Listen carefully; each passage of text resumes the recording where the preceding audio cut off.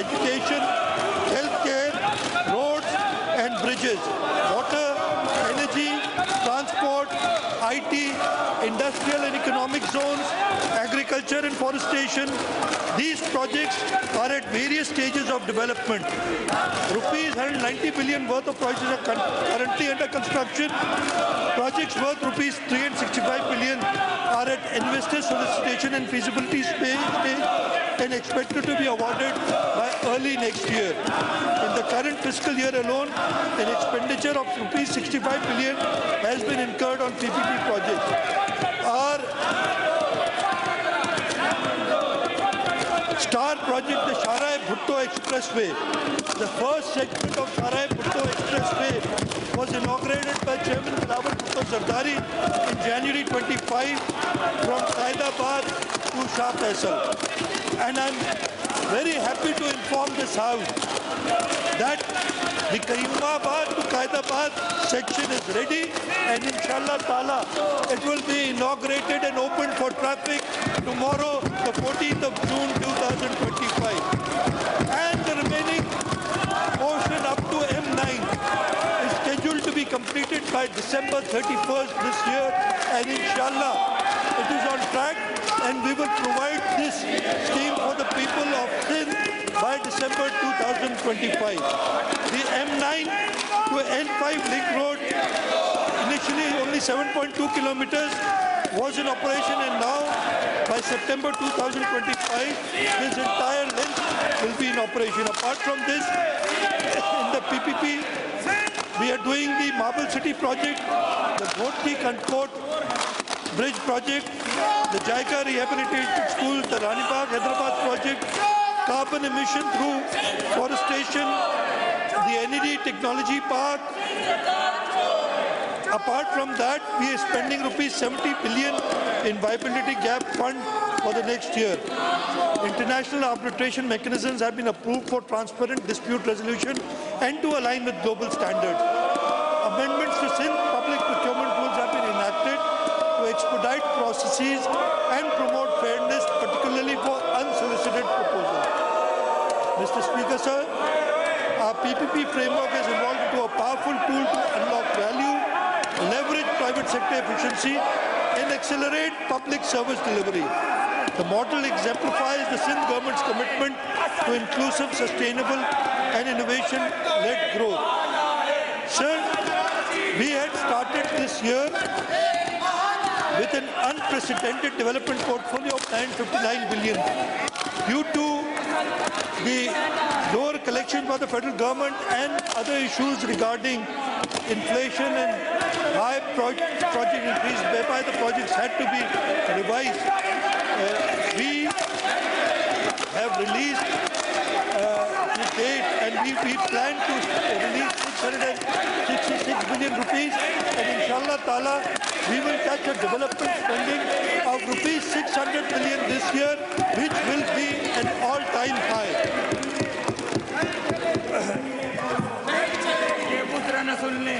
Sir, the provincial expenditures have been proposed for the current financial year to be rupees 2.9 trillion from a budget estimate of rupees 3 trillion. The current revenue expenditure is revised and is now pitched at rupees 1.86 trillion against current year's budget estimates of rupees 1.9 trillion. The current capital expenditure has been proposed to be rupees 237.9 billion, showing an increase over current year's budget of rupees 184.8 billion. The increase is due to surging rupee-dollar parity within the range of rupees 276 to rupees 282 per US dollar, raising the expenditure towards repayment of foreign loans. The estimates of investment activities have been revised to rupees 198.2 billion as compared to the budget. I have already told you about the development expenditure of 2024-25, and in the current financial year, for provincial development expenditure stands at rupees 817 billion, which includes 392 billion from provincial ADP, rupees 55 billion from district ADP, and rupees 296 billion for foreign project assistance. So the province's own receipts in the current financial year is largely reliant upon, so the province is largely reliant upon federal transfers.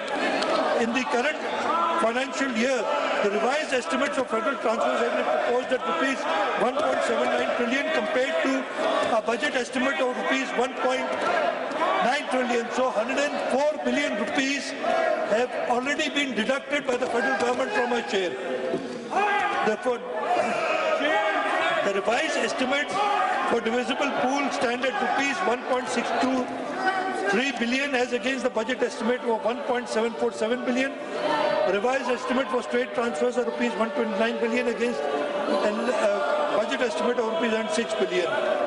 So for our own resources, our three departments, the Sindh Revenue Board is going to collect more than 300 billion rupees in this year. The Excise and Taxation Department is going to collect almost 200 billion rupees cash, apart from the bank guarantees that are submitted. And the Board of Revenue will collect about 30 billion rupees.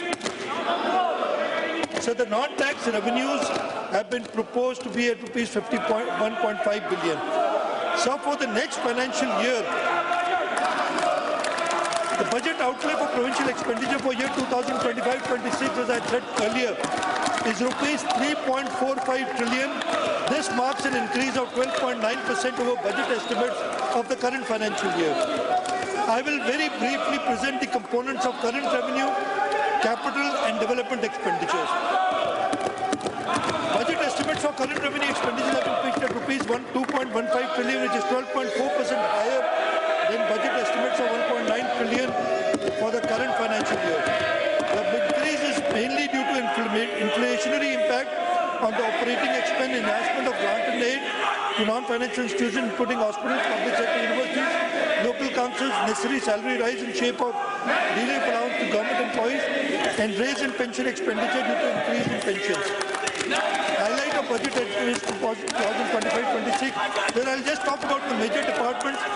Education sector, we are proposing an expenditure of rupees 524 billion against last year's budget of rupees 458 billion.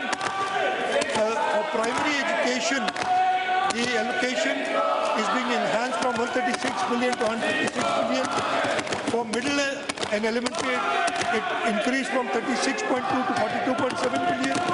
For secondary education, 68.5 billion to 77.2 billion. For college education, we are increasing by rupees 5 billion. The proposal for next year is rupees 39.53 billion.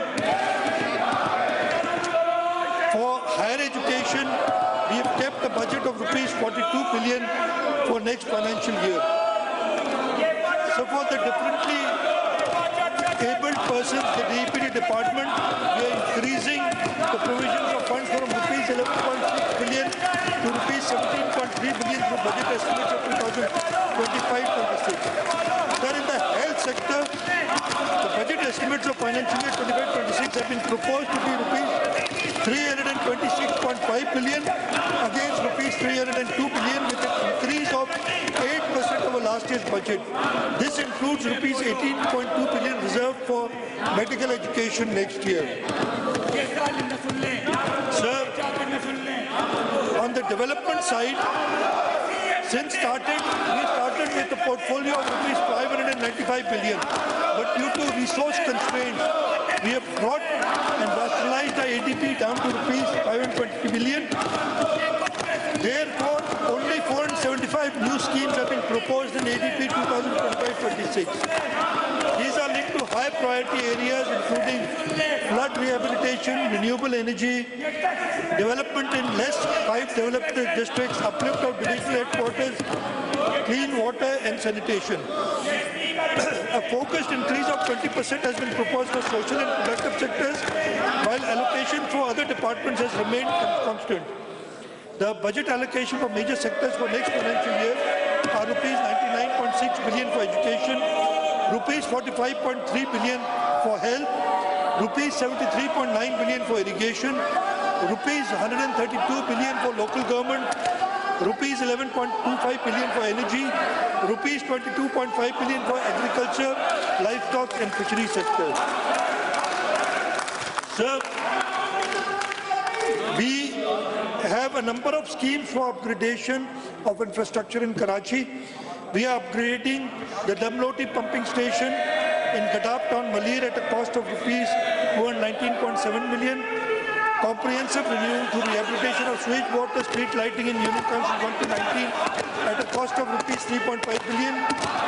Strategic improvements in districts South, North Nazimabad and Malir, including Allama Rashid Turabi Road, Meva Shah Qabristan and 4K to Gulshan Memar Corridor.